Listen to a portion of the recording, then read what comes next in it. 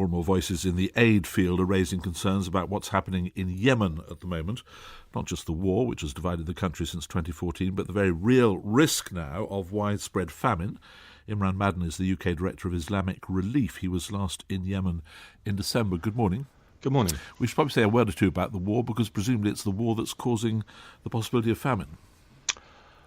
Yes, undoubtedly. I think there is a backstory. I mean, Yemen is the poorest country in the Middle East, and before the war, there were significant needs right across the country. But we have to say that now, with nearly 2 years of fighting, it's a major crisis. We're reaching a sort of a near famine situation, where we have 18 million out of 24 million needing aid. 14 million are food insecure, and about 7 are severely food insecure, and that basically means that 7 million people don't know where their next meal is coming from. So yes, it's a very serious situation, absolutely linked to the ongoing conflict. And although the conflict isn't yet, and one hopes it never will be, as bloody as Syria's, it does share something with that conflict in the sense that it's been seen as a proxy war between outside partners, not partners, but enemies, particularly between Saudi Arabia and Iran, which makes it presumably that bit more intractable.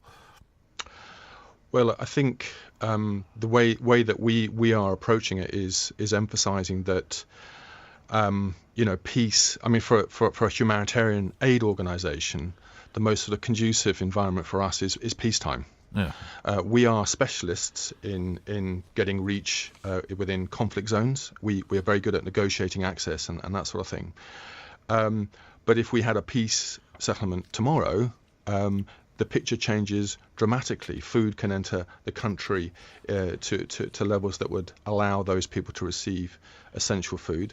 NGOs, aid agencies start to get increased access. That's the hope and intention.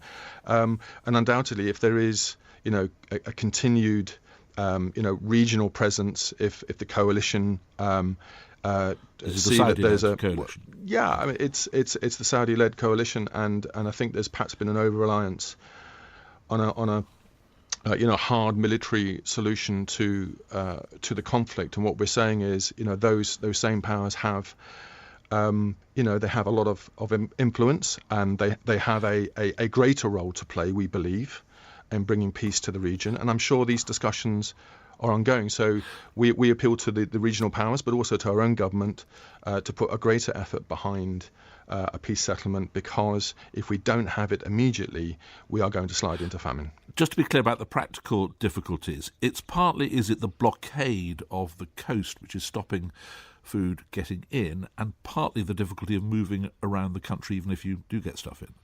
Yeah, it's both. Hodeidah, one of the key ports on the western coast, had 4 of its cranes destroyed by aerial attacks, and I think the UN is working very hard to try and rectify that. So when you have key ports that are not really able to receive the levels of food required, then that's going to mean that we need to address that problem very, very quickly. Once in the country, it's a very fractured picture.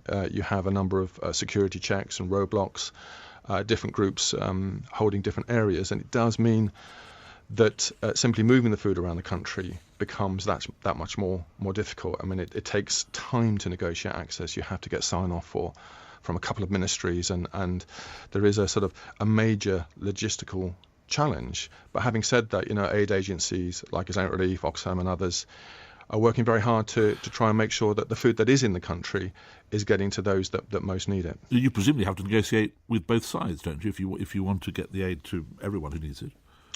Yes, because both sides control different parts of the country, but I think we're used to that as aid agencies. When we underline our humanitarian principles of neutrality and impartiality. So we spend a lot of time convincing any group on the ground that we're there for the right reasons, and I think we do that very well. We're able to to convince them that we have need in mind. And just to be clear, it's not one of those situations where huge amounts of extra money or anything of that kind is needed. It is actually just peace that would make the difference. Well, I would say that you need an awful lot of money to keep 18 million people food secure and receiving the right type of medicine. I mean, health and food are really the two crucial challenges. And I think with international appeals, there's always a struggle to get money to support the right level of response.